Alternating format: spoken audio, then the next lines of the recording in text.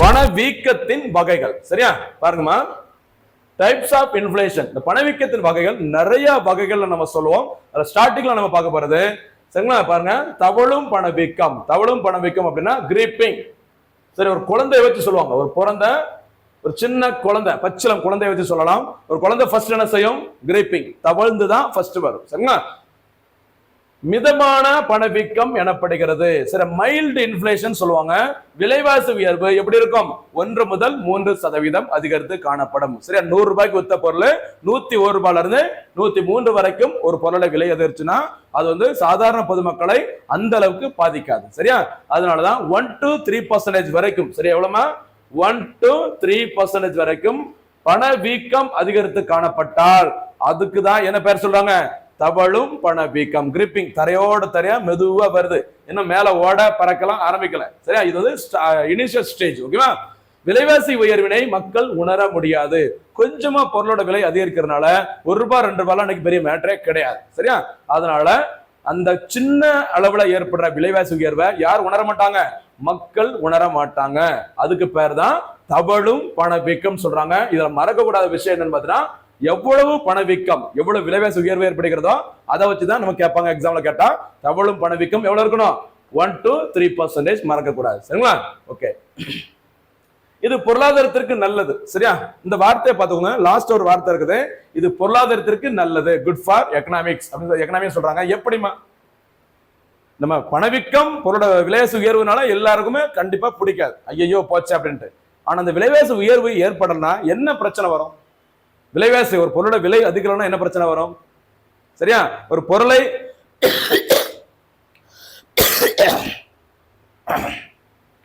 பொருளை உற்பத்தி செய்வதற்கு முக்கியமாக ஒரு 4 காரணிகள் தேவை. ஃபேக்டர்ஸ் ஆஃப் ப்ரொடக்ஷன் சொல்லுவாங்க. என்ன சொல்லுவாங்க? Factors of production. சரியா? இந்த சைடுல காஸ்ட் ஆஃப் ப்ரொடக்ஷன். இது நான் பின்னாடி சொல்லணும், இருந்தாலும் இப்பவே சொல்லிடுறேன். அப்பதான் இந்த பொருளாதாரத்திற்கு ஏன் தவழும் பணவீக்கம், குறைந்த அளவு பணவீக்கம், குறைந்த அளவு விலை உயர்வு நல்லது அப்படிங்கிறது உங்களுக்கு புரியும். சரியா? ஒரு பொருளை உற்பத்தி செய்வதற்கு முக்கியமான 4 காரணிகள் தேவை. எதெல்லாமா? 1 நிலம், லேண்ட். அடுத்து பார்த்தீங்கன்னா லேபர். சரியா? நம்பர் 3 கேபிட்டல், மூலதனம். நம்பர் 4 ஆர்கனைசர் அல்ல என்டர்பிரனர், தொழில் முனைவோர். சரியா? நிலம், உழைப்பு, மூலதனம், ஆர்கனைசர். ஓகேவா? இந்த உலகத்துல எதுவுமே என்ன கிடையாது? இலவசம் கிடையாது. ஒன்ன பயன்படுத்தினா அதுக்கு பிரதிபலன் ஏதோ ஒண்ணு ரிட்டனா கொடுத்துதான் ஆக வேண்டும். அதே மாதிரி இந்த உற்பத்திக்கு தேவையான காரணிகள் இந்த நாளையும் பயன்படுத்துறதுக்கு என்ன ரிட்டர்ன் கொடுக்கிறோமோ அதுதான் ஒரு பொருளோட விலையில சேர்ப்பாங்க. சரியா? பாருங்க, லேண்ட பயன்படுத்தினா என்ன கொடுப்பாங்க ரிட்டர்ன்? எக்கனாமிக்ஸ்ல என்ன கூட சொல்லுவாங்க? அதுக்கு வாரம்ங்கிற வார்த்தையை சொல்லியிருப்பாங்க. சரியா? வாரம்னா இங்கிலீஷ்ல என்ன பார்த்தீங்கன்னா ரெண்ட், வாடகை. சரியா? எக்கனாமிக்ஸ்ல சில வார்த்தைகள்லாம் கொஞ்சம் கவனிச்சு ஆன்சர் பண்ணணும். வாரம்னா நம்ம என்ன நினைச்சிருவோம்? சாட்டர்டே, சண்டே, மண்டே, டியூஸ்டே, வெள்ளி, திங்கள், செவ்வாய் தான் நினைச்சிட்டு இருப்போம். இங்க லேண்ட் அப்படின்னா வாரம், வாரம் அப்படின்னா ரெண்ட். ஒரு நிலத்தை பயன்படுத்துவதற்கு ஒரு பொருளை உற்பத்தி பண்ணணும், ஒரு கடை வைக்கணும், தொழில் ஆரம்பிக்கணும், ஃபர்ஸ்ட் நமக்கு என்ன தேவை? அதுக்கு ஒரு லேண்ட், நிலம் தான் தேவை. இந்த நிலத்தை பயன்படுத்த நம்ம என்ன கொடுக்கிறோம்? பிரதிபலனா, ரிட்டனா, வாரம் கொடுக்கிறோம். சரியா? லேபருக்கு என்ன கொடுக்கணும்? நம்ம கண்டிப்பா கூலி வழங்கப்பட வேண்டும். சரியா? அடுத்து கேபிட்டல். கேபிட்டல் என்ன குறிக்கும்? பணத்தை குறிக்கும். ஒரு தொழில் ஆரம்பிக்கிறோம், ஒரு முதலீடு பண்றோம், ஃபேன், ஏசி, மூலப்பொருட்கள் எல்லாமே வாங்குறோம். எதை போட்டுதான் வாங்க வேண்டியது இருக்கும்? பணம், காசு, துட்டு, மணி, பணத்தை போட்டுதான் வாங்குறோம். பணத்துக்கு பிரதிபலன் கண்டிப்பா நம்ம என்னதான் கொடுத்தாகணும்? வட்டி, இன்ட்ரெஸ்ட் ரேட். சரியா? அடுத்து ஆர்கனைசர். ஆர்கனைசர்னா தொழில் முனைவர், என்டர்பிரனர். ஓகேவா? ஒரு நிர்வாகத்தை, ஒரு தொழிலை செய்யறவர் கண்டிப்பா என்ன நோக்கத்தோடு செயல்படுவார்? லாப நோக்கத்தோடு தான் செயல்படுவார், ப்ராஃபிட். சரிங்களா? இங்க லேண்ட், லேபர், கேபிட்டல், ஆர்கனைசேஷன். ஓகேவா? அந்த நாளும் என்னது? ஒரு பொருளை உற்பத்தி செய்வதற்கு தேவையான காரணிகள், ஃபேக்டர்ஸ் ஆஃப் ப்ரொடக்ஷன். சரியா? இதுக்கு எல்லாத்துக்குமே ஆகக்கூடிய செலவை அந்த கம்பெனிக்கான முதலாளி, ஆர்கனைசர், ப்ரொடியூசர், விற்பனையாளர் எங்க கொண்டு சேர்ப்பாரு? பொருளோட விலையில் சேர்ப்பார். சரியா? காஸ்ட் ஆஃப் ப்ரொடக்ஷன்ல சேர்ப்பாங்க. சரியா?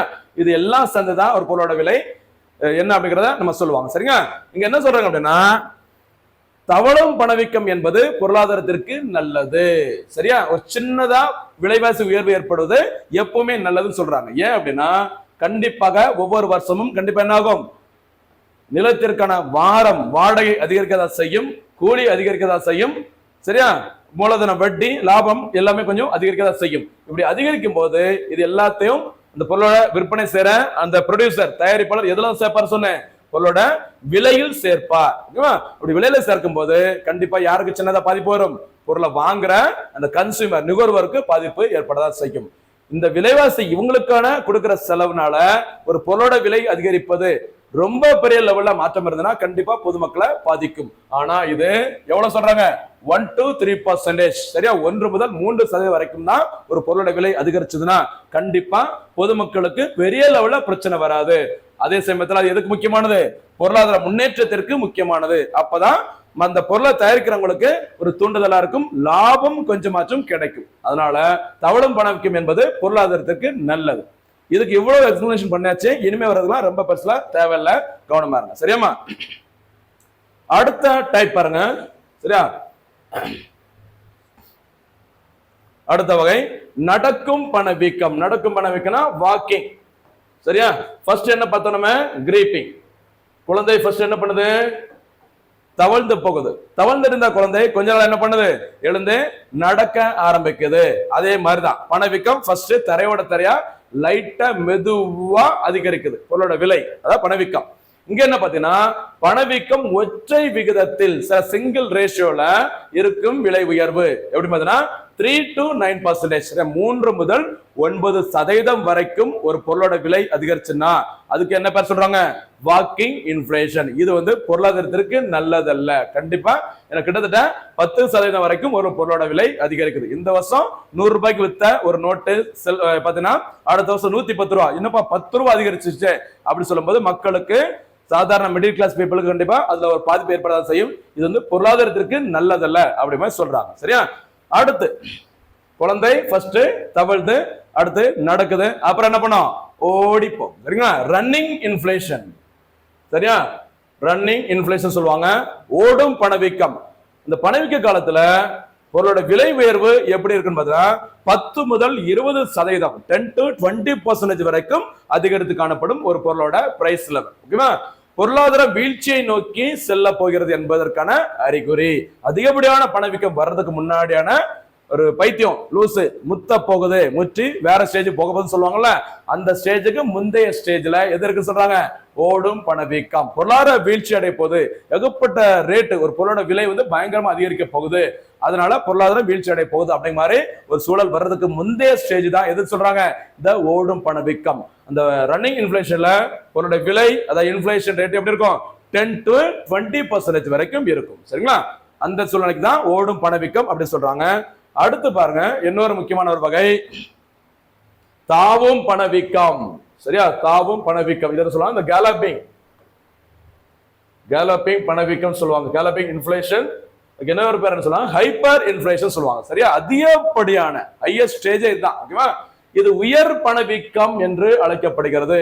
இந்த டைம்ல விலை உயர்வு எப்படி இருக்கும் பார்த்தீங்கன்னா 20 முதல் 100% அல்லது அதற்கு மேல் காணப்படும். சரி, மினிமம் பார்த்தீங்கன்னா 20% இருந்து 100% அல்லது அதுக்கு மேல ஒரு பொருளோட விலை கிட்டத்தட்ட டபுள் மடங்கா ஒரு பொருளோட விலை அதிகரிச்சதுன்னா அந்த பணவீக்கத்தை என்ன சொல்றாங்க, தாவுன்னு சொல்லுவாங்கல்ல, அது மாதிரி தாவி தாவி பொருளோட விலை அதிகரிக்குது. ஃபர்ஸ்ட் குழந்தை என்ன பண்ணுது, தவழ்ந்து போகுது 1 to 3%. அதுக்கப்புறம் நடக்க ஆரம்பிக்குது 3 to 9%. ஓகேவா? அதுக்கப்புறம் ஓட ஆரம்பிக்கிறாங்க, அது வந்து 10 to 20%. அதுக்கப்புறம் மேல என்ன பண்றாங்க, பறக்க ஆரம்பிச்சிடுறாங்க. பொருளோட விலை நம்ம பிடிக்க முடியாத அளவுக்கு எங்கேயோ போயிருது பொருளோட விலை. அதாவது தாவும் பணவீக்கம். சரியா? எவ்வளவு இருக்கும், 20 இருந்து 100% அல்லது அதுக்கு மேல பொருளோட விலை அதிகரிச்சு காணப்படுதுன்னா அதுக்கு என்ன பேர் சொல்றாங்க, தாவும் பணவீக்கம் என்று அழைக்கப்படுகிறது. சரிங்களா? சரி, அந்த டைம்ல விலை உயர்வு என்பது வரம்பின்றி உயர்ந்து கொண்டே செல்லும். ரேட்டு இஷ்டத்துக்கு கண்ணாப்பினான் ரேட்டு ஜாஸ்தி ஆகிட்டே இருக்கும். சரியா? இப்ப பக்கத்துல ஸ்ரீலங்காலாம் பாத்தீங்கன்னா ஒரு 1 இயர்க்கெல்லாம் முன்னாடி பாத்தீங்கன்னா ஒரு வருஷத்துக்கு முன்னாடி ஒரு சாதாரண 5 ரூபாய் நம்ம இந்தியாவில் கிடைக்கிற, தமிழ்நாட்டில் கிடைக்கிற 5 ரூபாய் கிடைக்கிற ஒரு சின்ன பன்னு, ஓகேவா, அங்க பாத்தீங்கன்னா 400 ரூபாய் 400 rupees அளவுக்கு பொருளோட விலை அதிகரித்தது. எங்க, ஸ்ரீலங்காவில். ஓகேவா? சரி, இதெல்லாம் என்ன ஒரு பெரிய விஷயம், கீழே ஒண்ணு பார்க்க போறோம் பாருங்க. சரி, இங்க பாருங்க, அதுக்கு முன்னாடி முக்கியமான ஒரு நபர் ஜேம்ஸ் கீன்ஸ், நவீன பொருளிகளின் தந்தை என்று அழைக்கப்படும் ஜேம்ஸ் கீன்ஸ் அவர்கள் இந்த தாவும் பணவீக்கத்தை தான் என்ன சொல்றாங்க, உண்மையான பணவீக்கம், ரியல் இன்ஃபிளேஷன். சரி, உண்மையான பணவீக்கம். என்னப்பா கொஞ்சமா பொருளோட விலை அதிகரிச்சா அதெல்லாம் பெரிய பிரச்சனையா? இப்படி இந்த லெவலுக்கு எவ்வளவு 20 மினிமம் 20% இருந்து 100% மேல ஒரு பொருளை விலை அதிகரிச்சாதான் அது பயங்கரமான ஒரு அல்லது அது ஒரு பணவீக்கம் அப்படின்னு யார் கருதுறா? ஜேஎம் கீன்ஸ் கருதுகிறார். இதுதான் அதனால என்ன சொல்றாரு, உண்மையான பணவீக்கம், ரியல் இன்ஃபிளேஷன் என்ன கண்டிஷன்மா, தாவும் பணவீக்கம். அந்த காலகட்டத்துல பொருளோட விலை எப்படி இருக்கும், 20ல இருந்து 100% வரைக்கும் அதிகரித்து காணப்படும். சரிங்களா?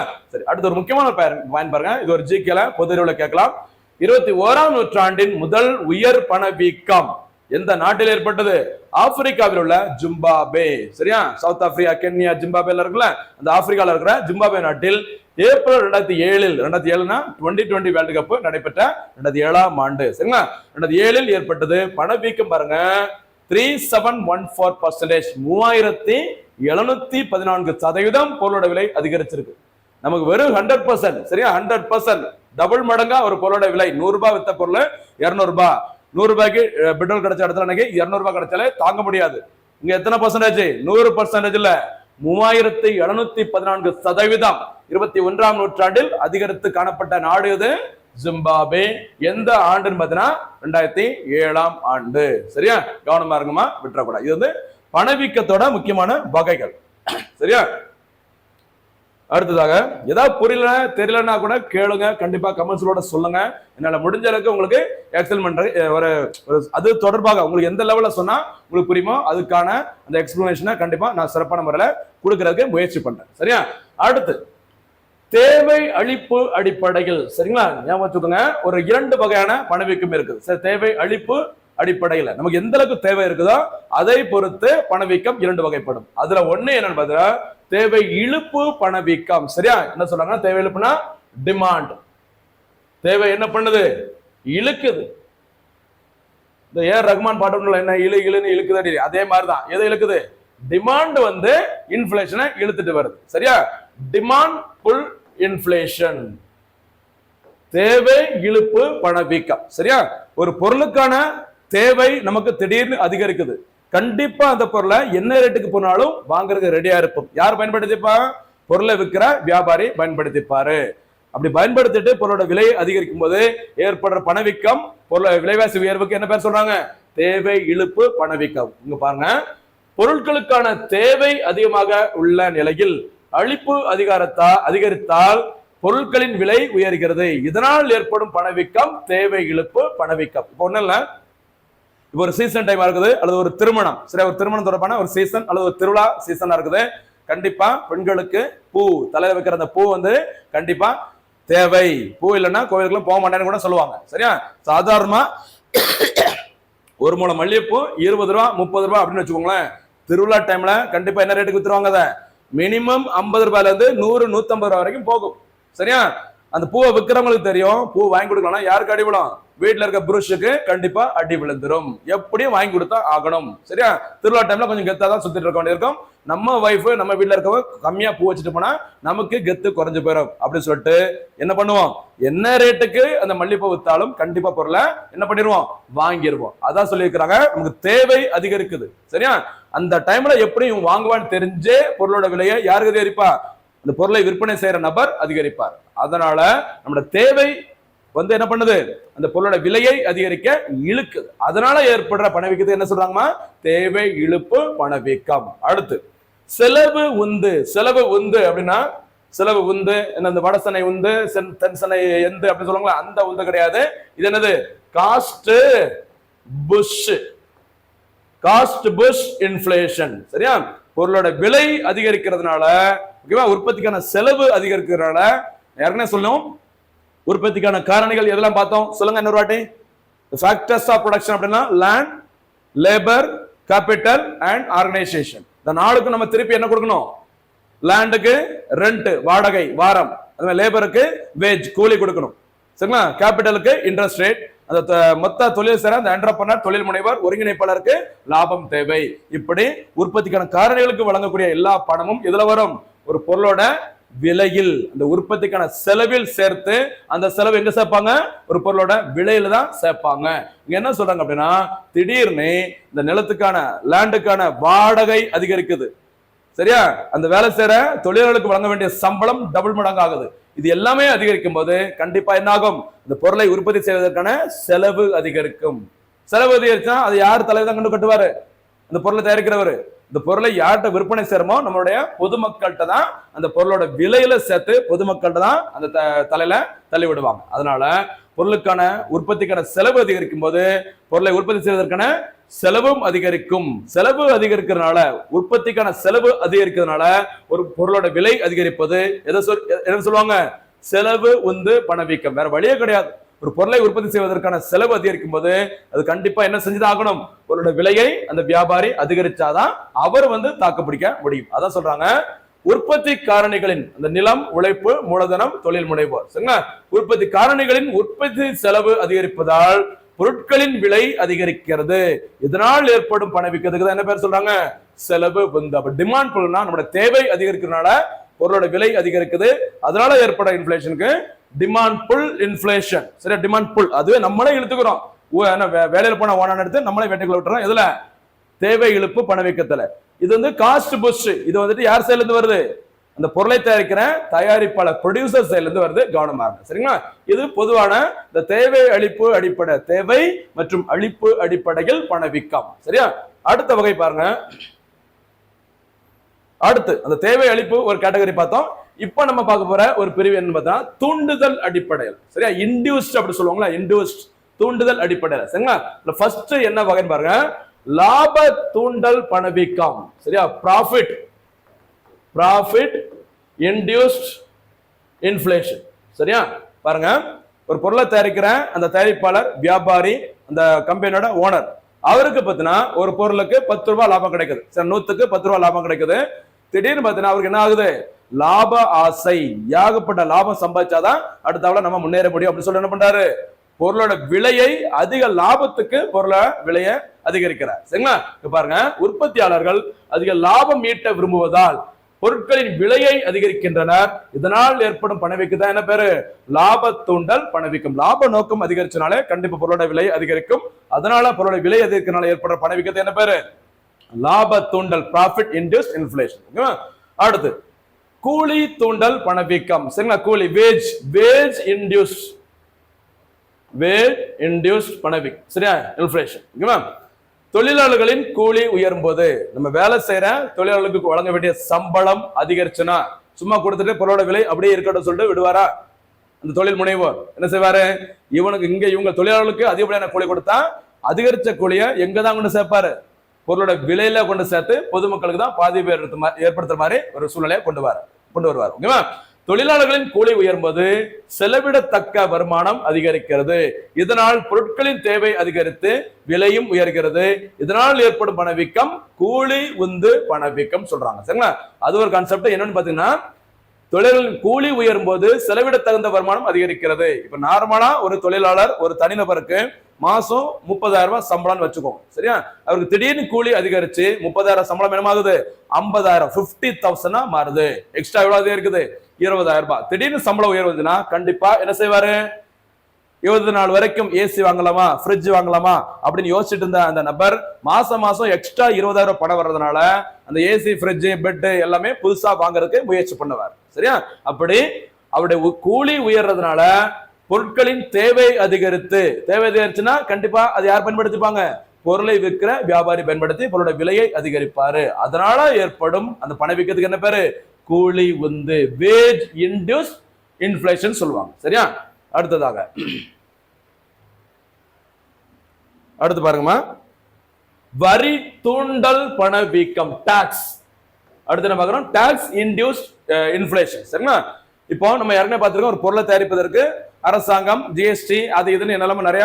ஜிஎஸ்டிங்கிறது இறுதிநிலை டைம்ல தான். ஒரு பொருளை முழுசா உற்பத்தி ஆனதுக்கு அப்புறம் இறுதிநிலை விற்பனை என்பதுதான் ஜிஎஸ்டி போடுவாங்க. இருந்தாலும் நம்ம பாத்தீங்கன்னா இந்த மறைமுக வரிகளான கலால் வரி, சரியா, எக்ஸைஸ் டியூட்டி, சுங்க வரி, சரி, கஸ்டம்ஸ் டியூட்டி மற்றும் விற்பனை வரி, சேல்ஸ் டாக்ஸ் ஆகியவற்றில் ஏற்படும் உயர்வு காரணமாக பொருட்களின் விலை உயரும். இதனால் ஏற்படும் பணவீக்கம் வரி தூண்டல் பணவீக்கம். சரிங்களா?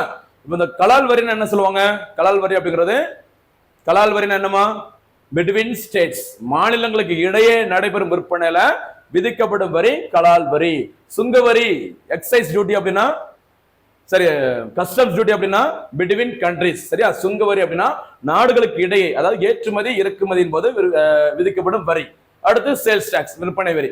இந்த மாதிரி வரி எல்லாம் போடுறதுனால கண்டிப்பா அந்த பொருளோட அந்த வரியோட அளவை கொடுத்த செலுத்தப்பட்ட வரியை எங்க தான் சேர்ப்பாரு? அந்த பொருளை தயாரித்தவர் அந்த பொருளோட விலையில தான் சேர்ப்பார். அப்படி விதிக்கப்படுகிற வரியின் காரணமாக, அரசால் விதிக்கப்படும் வரியின் காரணமாக ஒரு பொருளோட விலை அதிகரிக்கும் சூழ்நிலைக்கு தான் என்ன பேர் சொல்றாங்க? வரி தூண்டல், டாக்ஸ் இன்டியூஸ்ட் பணவீக்கம். சரி, இன்ஃப்ளேஷன் சொல்றாங்க, கவனமா இருங்க. இதுக்கு என்ன பேரு? வரி வீக்கம். சரி, டாக்ஸ்ஃப்ளேஷன், இன்ஃப்ளேஷன், டிஃப்ளேஷன், அப்புறம் பார்த்தீங்கன்னா டிஸ்இன்ஃப்ளேஷன், ஸ்டாக்ஃப்ளேஷன் மாதிரி என்ன இன்ஃப்ளேஷன்? இது டாக்ஸ்ஃப்ளேஷன் அப்படிங்கிற மாதிரி ஒரு கான்செப்ட் சொல்றாங்க. சரிங்களா? அடுத்து பொருள் பற்றாக்குறை தூண்டல் பணவீக்கம். சரி, பொருள் பற்றாக்குறை, ஒரு ப்ராடக்ட், ஒரு குட்ஸ் இருக்குது, ஒரு ப்ராடக்ட் ஏதோ திங்ஸ் ஏதோ ஒன்று இருக்குது, அதுக்கு எப்படி இருக்குது நமக்கு? டெபிசிட். ஓகேவா? ஸ்கார்சிட்டி அல்லது டெபிசிட் லெவல் சொல்றாங்க. ஓகேவா? பாருங்க, பொருள் பற்றாக்குறை தூண்டல். நமக்கு ஒரு பொருள் தேவை இருக்குது, ஆனா அந்த பொருள் எப்படி இருக்கு? நம்மகிட்ட சப்ளை அந்த அளவுக்கு இல்ல அப்படின்னா, எல்லா மக்களுக்கும் அந்த பொருள் தேவை, ஆனா சொசைட்டில சப்ளை அது வந்துட்டு சப்ளை வந்து அந்த அளவுக்கு இல்லை. என்ன பண்ணுவோம்? நான் வந்துட்டு 100 ரூபாய்க்கு வாங்குறேன்னு சொல்லுவோம், இன்னொருத்தர் என்ன சொல்லுவார்? பக்கத்துல இருக்க நான் இது 200 ரூபாய்க்கு வாங்கிறேன்னு சொல்லுவார். ஏன்னா அவங்களுக்கு அந்த பொருள் கண்டிப்பா தேவை. ஓகேவா? இங்க பாருங்க, பொருள் பற்றாக்குறை தூண்டல் பணவீக்கம் அப்படின்னா இயற்கை இடர்பாடுகளால் விவசாய பொருட்களின், இப்படி ஒரு எக்ஸாம்பிள் சொல்லலாம், இயற்கை இடர்பாடுகளால் விவசாய பொருட்களின் உற்பத்தியில் ஏற்படும் பற்றாக்குறை, பதுக்கல், கருப்பு சந்தை ஆகியவற்றால் ஏற்படும் பொருள் பற்றாக்குறை, விலைவாசி உயர்வது என்ன சொல்றாங்கம்மா? பொருள் பற்றாக்குறை தூண்டல் பணவீக்கம். ஓகேவா? என்ன சொல்றாங்க பாருங்கம்மா. இப்போ ஒரு திடீர்னு பார்த்தீங்கன்னா, நார்மலா ஒரு விவசாயம் ஒரு மாநிலம் பார்த்தீங்கன்னா, ஒரு ஏரியா பார்த்தீங்கன்னா, ஒரு நெல் கோதுமையோட வருஷத்தை ஒரு குறிப்பிட்ட அளவு இத்தனை டன் அளவுக்கு உற்பத்தி பண்ணிட்டு இருக்கிறாங்க. அது கரெக்டா போயிட்டே இருந்ததுன்னா அந்த விலைவாசி உயர்வுலாம் அந்த அளவுக்கு இருக்காது. திடீர்னு ஒரு இயற்கை ஏற்பாடு, ஒரு சுனாமி, திடீர்னு பார்த்தா இந்த செம்பரப்பாக்கம் ஏரி திறந்து விட்டாங்களே, அது மாதிரி ஃப்ளட்டு, ஓகேவா, அல்லது மழை பொழிவே இல்லாம ஒரு சுனாமி, இந்த மாதிரி ஒரு ப்ராப்ளம் வரும்போது மொத்த உற்பத்தி என்ன ஆகும்? பாதிக்கப்படும். உற்பத்தி பாதிக்கப்படும், ஆனா மக்கள் தொகை அதிகரிச்சுட்டே போறதுனால அவங்களுக்கான தேவை அதிகரிக்கும். சரிங்களா? அப்படி பொருட்களோட பற்றாக்குறை, பொருட்களோட உற்பத்தியில ஏற்படுற பற்றாக்குறை. இது தவிர சில பேர் என்ன செய்வாங்க அப்படின்னா, வெங்காயம், சரியா, வெங்காயத்தெல்லாம் பார்த்தீங்கன்னா இப்போ குறைஞ்ச விலைக்கு தான் போயிட்டு இருக்குது. 20 ரூபா 10 ரூபா அந்த ரேஞ்சுக்கு தான் 1 kg இந்த வெங்காயம் சேல்ஸ் பண்றாங்க. சரியா? குறைஞ்ச விலைக்கு இந்த வெங்காயத்தை விற்பனை செய்யும் போது நிறைய வெங்காயத்தை சில பேர் என்ன பண்ணிடுவாங்க? இந்த டம்பிங் சொல்லுவாங்கல்ல, பதுக்கி வச்சுப்பாங்க. 5 ரூபா 10 ரூபாய்க்கு வெங்காயத்தை வாங்கி வச்சுக்கிட்டு குடவுன்ல, வேர் ஹவுசிங்ல, சேமிப்பு கிடங்குல வச்சுக்கிட்டு, எப்போ வெங்காயத்தோட அந்த வரத்து, சரியா, சப்ளை குறையுதோ, மக்களுக்கு வெங்காயத்தோட அந்த தேவை அதிகரிக்குதோ, அந்த டைம்ல 5 ரூபா 10 ரூபாய்க்கு வாங்கி வச்சு பதுக்கி வச்ச வெங்காயத்தை என்ன செய்வாங்க? அதிகப்படியான விலைக்கு எப்படி இந்த வெங்காயத்தை வாங்குவாங்க அப்படின்னு சொல்லிட்டு அந்த வெங்காயத்தை 5 ரூபா 10 ரூபாய்க்கு வாங்கின வெங்காயத்தை 50, 100, 200 வரைக்கும் சேல்ஸ் பண்றதுனால பொருளோட விலை அதிகரிக்கும், அதனால பணவீக்கம் அதிகரிக்கும் அப்படிங்கிற மாதிரி சொல்லிக்கிறாங்க. சரிங்களா? இதுக்கு தான் என்ன பேர் சொல்றாங்கம்மா? பொருள் பற்றாக்குறை தூண்டல் பணவீக்கம். பொருள் வந்து பற்றாக்குறை இருக்கு, ஆனா நமக்கு தேவை அதிகமா இருக்குது, கண்டிப்பா பொருளை வாங்குவோம், அதனால வியாபாரி பயன்படுத்திட்டு பொருளோட விலை அதிகரிப்பாரு, அதனால ஏற்பட பணவீக்கத்துக்கு தானே பேருமா பொருள் பற்றாக்குறை தூண்டல் பணவீக்கம் சொல்றாங்க. சரியா? அடுத்த வகை பாருங்கம்மா, வரவு செலவு பற்றாக்குறை தூண்டல் பணவீக்கம். சரி, வரவு, சரிங்களா? பாருங்க, வரவு அப்படின்னா நமக்கு ரெவென்யூ, அப்புறம் பார்த்தீங்கன்னா செலவு, எக்ஸ்பெண்டிச்சர். சரியா? அரசின் பட்ஜெட்டில் ஏற்படும், ஃபர்ஸ்ட் ரீட் பண்ணிக்கோங்க, அரசின் பட்ஜெட்டில் ஏற்படும் பற்றாக்குறையை சரி செய்ய ஆர்பிஐ கூடுதல் காகித பணத்தை அச்சிட்டு வெளியிடுவதால் விலைவாசி உயர்வு ஏற்படும். இதனால் இது வரவு செலவு பற்றாக்குறை தூண்டல் எனப்படும். சரிங்களா? வரவு செலவு பற்றாக்குறை தூண்டல், அதாவது நமக்கு வர வேண்டிய வருமானத்தை விட செலவு அதிகரிச்சுன்னா அதுக்கு என்ன பேர் சொல்லுவாங்க? பற்றாக்குறை, டெபிசிட் அப்படி சொல்றாங்க. சரிங்களா? இப்படி டெபிசிட் ஏற்படும் போது, பற்றாக்குறை, நமக்கு தேவையான வருமானம் குறைந்து செலவு அதிகரிக்கும் போது கவர்மெண்ட் வந்துட்டு ஆர்பிஐ கேட்கறாங்க. ஆர்பிஐ கேட்கறதுனால என்ன பண்றாங்கம்மா? அதிகப்படியான காகித பணம், கரன்சி, சில பேப்பர் கரன்சியை அதிக அளவு அச்சிட்டு வெளியிடுறாங்க. அதிக அளவு அச்சிட்டு வெளியிடுறதுனால மக்களோட பணப்புழக்கம் அதிகரிக்கும், அதனால பொருளோட விலை கண்டிப்பா அதிகரிக்கதான் செய்யும். அதுக்கு பேர் தான் என்ன சொல்றாங்க? இந்த வரவு செலவில் ஏற்படும் பற்றாக்குறையினால் ஏற்படும் பணவீக்கத்துக்கு தானே பேரு வரவு செலவு பற்றாக்குறை தூண்டல் பணவீக்கம். சரியா? சரி, இப்போ நம்ம என்ன பார்க்க போறோம் அப்படின்னா பணவீக்கத்தின் விளைவுகள். சரியா? Effects of inflation. சரியா? ஒரு பணவீக்கம் ஏற்படுது, அதனால என்னென்ன பாதிப்புகள் ஏற்படும் அப்படிங்கிற மாதிரி இந்த டாபிக்ல இப்ப நம்ம பார்க்க போறோம். சரியா? பாருங்க, பகிர்வு மீதான விளைவுகள். சரிங்களா? அந்த பகிர்வு மீதான விளைவுகள்ல ஃபர்ஸ்ட் கேட்டகரி என்ன பார்த்தீங்கன்னா கடனாளி, கடன் நீந்தோர். கடன் கொடுத்தவங்க, கடன் வாங்கினவங்க. சரிங்களா? என்ன கேட்பாங்கன்னா எக்ஸாம்ல, ஒரு பணவீக்க காலத்துல கடன் கொடுத்தவங்களுக்கு, சரியா, கடன் கொடுத்தவங்களுக்கு, கடன் நீந்தோர், ஓகேவா, அடுத்து கடனை வாங்கினவங்களுக்கு, சரி, கடனாளி, டெப்டார், கிரெடிட்டார், இந்த ரெண்டு பேர்ல யாருக்கு பணவீக்க காலத்துல லாபம், யாருக்கு நஷ்டம் அப்படின்னு சொல்லி கேட்பாங்க. சரிங்களா? அதுதாங்க சொல்றாங்க, கடன் வாங்கும் போது பண மதிப்பு உயர்வாகவும், பணவீக்க காலத்தில் கடனை திருப்பி செலுத்தும் போது பணத்தின் மதிப்பு குறைவாகவும் இருப்பதால் யாருக்கு லாபம் கிடைக்கும்? கடனாளிக்கு லாபம். சரியா? கடனை வாங்கினவங்களுக்கு லாபம், கடன் கொடுத்தவங்களுக்கு நஷ்டம். இது ஒரு எக்ஸாம்பிளோட சொல்லலாம். என்ன அப்படின்னா, டக்குன்னு சொன்னா டக்குன்னு புரியாது இந்த எக்கனாமிக்ஸ் சில கான்செப்ட்லாம். மற்ற சப்ஜெக்ட்டுக்கும் எக்கனாமிக்ஸ்க்குள்ள பெரிய வித்தியாசமே நம்ம அன்றாட வாழ்க்கையில நம்மளை சுத்தி நடக்கிற நிகழ்வு தான் எக்கனாமிக்ஸ். சரியா? அதனால கொஞ்சம் தெரிஞ்சு வச்சுக்கோங்க. என்னன்னு பாத்தீங்கன்னா என்ன கேள்வி இந்த இடத்துல கேட்டிருங்க அப்படின்னா, ஒவ்வொரு சில எக்ஸாம்ல பணவீக்க காலத்தில் அதிக நஷ்டம் அடைபவர், அதிக லாபம் அடைபவர் யார்? கடன் கொடுத்தவங்களா, கடன் வாங்கினவங்களா அப்படின்னு கேட்பாங்க. இதை நான் சின்ன எக்ஸாம்பிளோட சொல்றேன், ஒன்னும் இல்லாம. இப்ப 2020, சரியா, இப்ப என்ன வருஷம் வச்சுக்கோங்க, 2020. இந்த இப்போ நடந்துட்டு இருக்கிறது 2020ஆம் ஆண்டு நினைச்சுக்கோங்க. சரியா?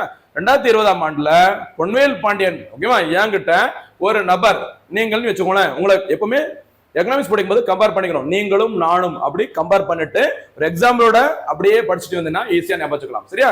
என்கிட்ட பொன்வேல் பாண்டியன்ட்ட நீங்க தெரிஞ்ச ஏதோ ஒரு நபர், நம்ம சார் தானே அப்படி சொல்லிட்டு என்ன பண்றீங்க, அவசரத்துக்கு சார் ஒரு அர்ஜென்டா ஹெல்ப் கொஞ்சம் பண்ணுங்க அப்படின்னு சொல்லிட்டு என்கிட்ட எவ்வளவு வாங்குறீங்க பணம்? எவ்வளவு வாங்குறீமா? எவ்வளவு? 50,000 ரூபாய், 50,000 rupees என்கிட்ட நீங்க கடனா வாங்குறீங்க. எப்போ? 2020ஆம் ஆண்டுல. சரிங்களா? 2020ஆம் ஆண்டுல என்கிட்ட ஒரு 50,000 ரூபாய் பணம் கடனா வாங்குறீங்க. ஓகேவா? அந்த 2020ல ஒரு சவரன் தங்கத்தோட விலை, ஒரு பவுனோட விலை எவ்வளவு இருக்குது? 25,000 ரூபாய் வச்சுக்கோங்க. என்கிட்ட எவ்வளவு கடன் வாங்குறீங்க? 50,000 ரூபாய் கடன் வாங்கிட்டு அந்த 50,000 ரூபாய் கடன் பணத்தை வச்சுட்டு வெளியில போயிட்டு என்ன வாங்குறீங்க? 2 சவரன் நகை வாங்கி வச்சுக்கோங்க. அந்த டைம்ல ஒரு சவரன் ரேட்டு 25,000 மட்டும்தான். ஓகேவா? சரி, இப்போ 2025ஆம் ஆண்டு. சரிங்களா? 2025ஆம் ஆண்டு தங்கத்தோட விலை 70,000-80,000 போயிடுச்சு. ஒரு புரிதலுக்காக 2025ஆம் ஆண்டு எவ்வளவு ரேட் ஆகுது? ஒரு தங்கத்தோட விலை 50,000 ரூபாய் வச்சுக்கோங்க. ஒரு சவரன் ரேட் என்ன ஆகுது? 50,000 rupees வச்சுக்கோங்க. சரிங்களா? நீங்க வந்துட்டு 2020ல கடன் வாங்கியிருக்கீங்க, கடனே திருப்பி தரல, ஏகப்பட்ட மிஸ்டு காலு, போன் காலு தேடி பிடிச்சி எப்படியோ கெஞ்சி குத்தாடி எப்பா கொடுத்த கடனை திருப்பி தந்துன்னு சொல்லி நான் கெஞ்சி கேட்கறேன். ஓகேவா? இன்னைக்கெல்லாம் அப்படித்தானே இருக்கு. கடன் கொடுப்பாங்க, திருப்பி வாங்குறது பெரிய கஷ்டம். அப்படி கஷ்டப்பட்டு அந்த பணத்தை எப்படியோ உங்ககிட்ட வாங்குறேன். எவ்வளவு ரூபாய்? 50,000 ரூபாய். சார் தானே, ஃப்ரெண்டு தானே அப்படி சொல்லிட்டு நீங்க எனக்கு என்ன கூட தரல, வட்டி கூட தரல, வாங்கின 50,000 பணத்தை அப்படியே என் கையில திருப்பி தரீங்க. சரியா? இன்னைக்கு தங்கத்தோட விலை எவ்வளவு? 50,000 ரூபாய். 2020ல தான் 25,000 ரூபாய். 2025ஆம் ஆண்டு இப்போ ஒரு தங்கத்தோட விலை, ஒரு சவரனோட விலை 50,000 ரூபாய். நீங்க என்கிட்ட வாங்கின கடனை திருப்பி கொடுக்குறீங்க 50,000. அந்த 50,000 வச்சுட்டு எத்தனை சவரன் நகை நான் வாங்க முடியும்? ஒரு சவரன் நகை தான் வாங்க முடியும். சரியா? கடனை கொடுத்தவன் ஒரு சவரன் நகை தான் வாங்க முடியுது 50,000 ரூபாய்க்கு. நீங்க 2020ல 50,000 ரூபாய்க்கு எத்தனை சவரன் நகையை வாங்குனீங்க? 2 சவரன் நகையை வாங்குறீங்க, 2 பவுன். சரியா? 2 பவுனை இன்னைக்கு இருக்கிற 50,000 ரூபாய் ரேட்டுக்கு சேல்ஸ் பண்ணா உங்க கையில எவ்வளவு பணம் இருக்கும்? 1 லட்சம் ரூபாய் பணம் இருக்கும். அப்ப கடன் கொடுத்த என்கிட்ட 50,000 ரூபாய் தான் பணம் இருக்கும். கடன் வாங்கின உங்ககிட்ட அந்த 2020ல வாங்கின 2 சவரன் நகை விற்கும் போது இன்னைக்கு ரேட்டுக்கு 1 லட்சம் ரூபாய் பணம் இருக்கும். அப்ப எங்கிட்ட 50,000 ரூபாய், ஓகேவா, உங்ககிட்ட எவ்வளவு இருக்குது? 1 லட்சம். அப்ப இதுல இழிச்சவன் யாரு? கடனை கொடுத்தவன். அப்போ பணவீக்க காலத்துல எப்பவுமே யாருக்கு தான் லாபம் கிடைக்கும்? கடன் வாங்கியவர்களுக்கு லாபம், கடன் கொடுத்தவர்களுக்கு நஷ்டம். இதுதான் இந்த கான்செப்ட். சரியா? அடுத்து இன்னொரு கேட்டகரி பாருங்க, இந்த பகிர்வு மீதான விளைவுகள். அடுத்த கேட்டகரி நிலையான வருமானம் பெறுவோர். சரியா? அது இந்த பிக்ஸட் இன்கம் குரூப். இந்த பெர்மனன்ட் சேலரி குரூப் சொல்லுவாங்களா, அவங்களா அல்லது தினக்கூலிகளா? ஓகேவா? அதாங்க பார்க்க போறோம். பாருங்க, நிலையான வருமானம் பெறுவோர் பணவீக்க காலத்தில் ஏற்படும் விலைவாசி உயர்வினால் நிலையான வருவாயினை கொண்ட மாத சம்பளம் பெறுவதற்கு கண்டிப்பாக நஷ்டம் ஏற்படுகிறது. சரிங்களா? ஓய்வூதியம் பெறுவர்களுக்கும் நஷ்டம் ஏற்படுகிறது. வட்டி வாங்குறவங்களுக்கும் பாதிப்பு ஏற்படுத்துகிறது. சரிங்களா? ஒரு பொருளா ஒரு பணத்தை வாங்குறோம், கடனை வாங்குறோம், இதுக்கு இவ்வளவுதான் வட்டி சொல்லி ஃபர்ஸ்டே பேசுறதுனால என்ன ஆகுது? பணவீக்க காலத்துல திடீர்னு அதிகப்படியான வட்டி தான் சொல்லி கேட்க முடியாது. ஃபர்ஸ்ட் பேசின வட்டி தான் நம்ம கடைசி வரைக்கும் கொடுக்க வேண்டியது இருக்கும். அதனால வட்டி பெறுவர் பார்த்தீங்கன்னா அவங்களுக்கும் குறைவான வட்டி தான் கிடைக்கும். ஓய்வூதியம் அப்புறம் பார்த்தீங்கன்னா மாத சம்பளம் மணி 1ஆம் தேதி அடிச்சு பெல் அடிச்சுச்சுன்னா நமக்கு அக்கௌண்ட்ல 30,000 ரூபாய் பணம் வருது. எப்போ? ஒரு நார்மல் டைம்ல. இது அதிகப்படியான அந்த விலைவாசி உயர்வு இருக்கும் போது சரியா அதே சம்பளம் தான் கிடைக்கும். உடனே இந்த பணவீக்கம் வர்றதுனால டக்குன்னு கவர்மெண்ட் என்ன பண்ண மாட்டாங்க, நம்மளோட சம்பளத்தை உடனே அதன் காரணமாக அந்த 1 மாசம் 2 மாசம் பணவீக்கத்தின் காரணமாக நம்மளுடைய சம்பளத்தை அதிகரிக்க மாட்டாங்க. அதனால மாத சம்பளம் பெறுவதற்கு கண்டிப்பாக பணவீக்கத்தினால என்னதாகும்? பாதிப்பு ஏற்படதான் செய்யும். இதே சமயத்துல தினக்கூலிகள் டெய்லி வேஜஸ் இருக்காங்கன்னா அவங்களுக்கு ஏதோ ஒரு குறிப்பிட்ட அமௌண்ட் சம்பளம் அதிகரித்து தான் இருக்கும். ஏன் அப்படின்னா இப்போ ஒரு தினக்கூலி இருக்கிறாங்க, ஒரு ஹாஃப் டே 4 மணி நேரம் 5 மணி நேரம் வேலை செய்றாங்க அப்படின்னா அவங்களுக்கான சம்பளம் 500 ரூபாய் இருக்குது. சரியா? அடுத்த கொஞ்ச நாள் பார்த்தீங்கன்னா பெட்ரோல் விலை, பால் பாக்கெட்டு எல்லாமே பார்த்தீங்கன்னா அதிகரிக்குது, பொருளோட விலை அதிகரிக்குது.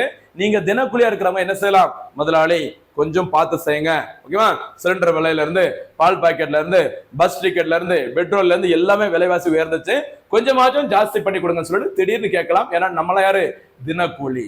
அதனால அந்த முதலாளி ஏதாச்சும் பார்த்து ஒரு 50-100 எக்ஸ்ட்ரா சம்பளத்தை உயர்த்துறதுக்கு வாய்ப்பு இருக்கு. அப்போ இந்த இடத்துல என்ன பார்க்கும்போது மாத சம்பளம் அல்லது நிலையான வருமானம் வாங்குறவங்களுக்கு பணவீக்க காலத்துல நஷ்டம் ஏற்படும். யாரை கம்பேர் பண்ணும்போது? தினக்கூலிகளை கம்பேர் பண்ணும்போது. இதுதான் முக்கியமான ஒரு கான்செப்ட். சரியாமா? அடுத்து பாருங்க, தொழில் முனைவோர்கள். சரியா? என்டர்பிரனர். பணவீக்க காலத்தில் கிடங்கில் இருப்பில் இருக்கும் பொருட்களின் விலை அதிகரிப்பதால் யாருக்கு லாபம்? உற்பத்தியாளர்களுக்கு லாபம், பலனடைவார்கள். வணிகர்கள் லாபம் அடைவாங்க, வியாபாரிகளும் லாபம் அடைவாங்க. என்ன சொல்றாங்கன்னா ஒரு இன்ஃப்ளேஷன் டைமா இருக்குது, அந்த டைம்ல அவங்க கிட்ட இருக்க உற்பத்தி செய்யப்பட்ட பொருளை வேர் ஹவுசிங்ல என்ன பண்ணிருக்காங்க? பதுக்கி வச்சுக்கிறாங்க. கொஞ்சம் விலைக்கு அந்த பொருளை தயாரிக்கும் போது அப்படியே வேர் ஹவுசிங்ல சேர்த்து கிடங்கில் சேமித்து வச்சு பணவீக்கம் அதாவது பொருளோட விலை அதிகரித்த டைம்ல பொருளை விற்பனை செய்வதனால கண்டிப்பா இவங்க எல்லாத்துக்கும் என்ன ஆகும்? லாபம் அதிகரிக்கும். அதனால இவங்க எல்லாத்துக்கும் கண்டிப்பாக அவங்க கிடைக்கிற பலன் அதிகரிக்கும், பெனிஃபிட், ப்ராஃபிட் அதிகரிக்கும். அடுத்து முதலீட்டாளர்கள். சரியா? இங்க பாருங்க, பங்குகள், கடன் பத்திரங்கள் முதலீடு செய்துள்ள முதலீட்டாளர்கள், கடன் பத்திர முதலீட்டாளர்களுக்கு கண்டிப்பா என்ன ஆகும்? பாதிப்பு ஏற்படதான் செய்யும். கடன் பத்திர முதலீட்டாளர்களுக்கு பாதிப்பு ஏற்படும். அதே சமயத்துல பங்கு முதலீட்டாளர்களுக்கு பலன் கிடைக்கும் பணவீக்க காலத்துல. அடுத்து விவசாயிகள் வேளாண் இடுபொருள் வாங்குவதில் பாதிப்பு அடைவர். சரி, அந்த ரா மெட்டீரியல்ஸ் மூலப்பொருட்கள் வாங்கும்போது ஏன்னா அந்த டைம்ல பணவீக்க காலத்துல டைம்ல பொருளோட விலை அந்த உற்பத்தி செய்வதற்கு தேவையான மூலப்பொருட்களோட விலை அதிகரிக்கும். அதனால விவசாயிகள் கண்டிப்பாக பாதிப்படைகிறாங்க. உற்பத்தி பொருளை விற்பதில் பலன் அடைவார்கள். சரிங்களா? வேளாண் அந்த தேவையான என்னது அந்த ரா மெட்டீரியல்ஸ் மூலப்பொருட்களை வாங்கும்போது அதிகப்படியான விலை இருக்கிறனால விவசாயிகளுக்கும் இந்த பொருளை உற்பத்தி செய்யறவங்களுக்கு கண்டிப்பா நஷ்டம் ஏற்படும். ஒருவேளை அந்த டைம் பணவீக்க காலத்துல அந்த வேளாண் பொருட்களை உற்பத்தி செஞ்சு விற்பனை செய்யற மாதிரி ஒரு சூழ்நிலை இருந்தா அது பணவீக்கமா இருக்கிறதுனால பொருளோட விலை என்னாகும்? அதிகரிக்கும். கண்டிப்பா அவங்களுக்கு அதிகப்படியான லாபம் கிடைக்கும். அடுத்ததாக பாருங்க, உற்பத்தி மீதான விளைவுகள், ப்ரொடக்ஷன். மக்களின் சேமிப்பு குறைகிறது. கண்டிப்பாக மக்களின் சேமிப்பு குறையதா செய்யும். சரிங்களா? ஏன்னா நம்மகிட்ட நிறைய பணம் இருக்கும், இஷ்டத்துக்கு பொருளை வாங்குறது ரெடியா தான் இருப்போம். அடுத்து வெளிநாட்டு மூலதனங்கள் திரும்பி செல்லும். ஏன்னா பொருளோட விலை பயங்கரமா கண்ணப்பெண்ணான்னு அதிகரிக்கும் போது வெளிநாட்டுல இருக்கிறவங்க யோசிக்கதான் செய்வாங்க, என்னப்பா விலைவாசி இப்படி உயர்ந்துகிட்ட போகுது, இங்க வந்து இப்ப முதலீடு பண்ணா நம்ம சரி இருக்காது அப்படின்னு சொல்லிட்டு ஃபாரின்ல இருந்து வரல அந்த இன்வெஸ்ட்மெண்ட் எல்லாமே ரிட்டர்ன் போயிடும் அப்படின்னு சொல்லியிருக்காங்க. அடுத்து மூலதன திரட்சி குறையும். கண்டிப்பாக சரியா? யாரும் அவ்வளவு அந்த அளவுக்கு இன்வெஸ்ட்மெண்ட் பண்ணக்கு விருப்பப்பட மாட்டாங்க. அடுத்து பதுக்கல்களுக்கு வழிவகுக்கும். அதனால் உயர் பணவீக்கம் ஏற்படும். சரியா? ஒரு அளவுக்கு பொருளோட விலை அதிகரிச்சுட்டு இருக்கும். அவங்களோட கெஸ்ஸிங்ல என்ன 1 மாசம் போச்சுன்னா இந்த பொருளுக்கான தேவை அதிகரிக்கும். தேவை அதிகரிக்கும் போது கண்டிப்பா விலையை அதிகரிச்சு அதிகப்படியான விலைக்கு நம்ம வித்து நிறைய லாபத்தை நம்ம வந்து என்ன பண்ணிக்கலாம்? சம்பாதிச்சுக்கலாம். அப்படியே திங்க் பண்ணாங்கன்னா இந்த பொருளை என்ன செஞ்சிருவாங்க? விற்பனை செய்யாம நம்ம சொசைட்டில அந்த பொருட்களுக்கான சப்ளை குறைவா இருக்கிற மாதிரி காட்டிட்டு பதுக்கி வச்சு தேவை அதிகரிக்கும் போது பொருளை அதிக விலைக்கு விற்பனை செய்யும் போது ஒரு பணவீக்கம் ஏற்படும். அதுக்கு என்ன பேரு? உயர் பணவீக்கம். சரியா? அடுத்து உலக வாணிபத்தினை அதிகரிக்கிறது. கண்டிப்பா சரியா, நிறைய பொருளோட விலை அதிகரிக்கிறதுனால அவங்களுக்கு லாபம் அதிகரித்து காணப்படும். கண்டிப்பா அது எதை தூண்டும்? இந்த வாணிபத்தோட அளவை, சரி, அந்த ட்ரேட் பண்ற அந்த கெப்பாசிட்டியை அதிகரிக்கும். இது எல்லாமே உற்பத்தி மீதான விளைவுகள். அப்ப இந்த வகுப்புல நம்ம என்னெல்லாம் பார்த்திருக்கோமா? பணவீக்கம், பணவாட்டம் அப்படின்னா என்ன, அதோட இயல்புகள், ஓகேவா? பணவீக்க காலத்துல என்னெல்லாம் நடக்கும், பணவாட்ட காலத்துல என்ன நடக்கும், பணவீக்கம் பணவாட்டம் அதோட வகைகள் பார்த்தோம். அதுவே பணவீக்கம் ஏற்படான என்னென்ன விளைவுகள் ஏற்படுது, யாருக்கு லாபம் யாருக்கு நஷ்டம் அப்படிங்கிற பார்த்திருக்கோம். இனிமே தொடர்ந்து இந்த பணவீக்கத்துல என்னென்ன காரணங்கள்னால அந்த பணவீக்கம் ஏற்படுகிறது, ஓகேவா? பணவீக்கத்தை கட்டுப்படுத்தும் வழிகள் எவை, இப்படி பல்வேறு வகையில இந்த மானிட்டரி பாலிசி, பிஸ்கல் பாலிசி வச்சுக்கிட்டு நம்ம பார்க்க போறோம். மீண்டும் சந்திக்கலாம். நன்றி, வணக்கம்.